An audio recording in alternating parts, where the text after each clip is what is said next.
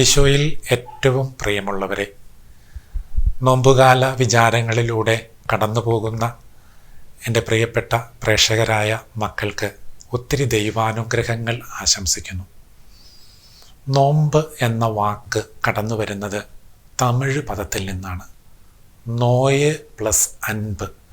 നോയ് എന്ന വാക്കിൻ്റെ അർത്ഥം വേദന എന്നാണ്. അൻപ് എന്ന വാക്കിൻ്റെ അർത്ഥം സ്നേഹത്തോടെ. ഒരാൾ സ്നേഹത്തോടെ വേദനിക്കുന്നതിൻ്റെ പേരാണ് നോമ്പ്.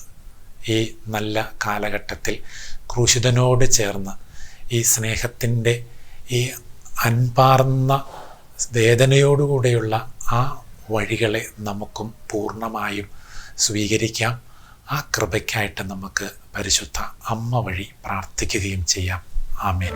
ചുറ്റും നിൽക്കുന്നോർ പാത തെളിക്കുന്നോർ പരിഹാസത്താലൻ ചങ്കു തകർത്താലും പറുദീസ മാത്രമെൻ നെഞ്ചിലുറപ്പിച്ച് സഹനത്തിൻ പാതയിൽ മുദമായി നീങ്ങിടും.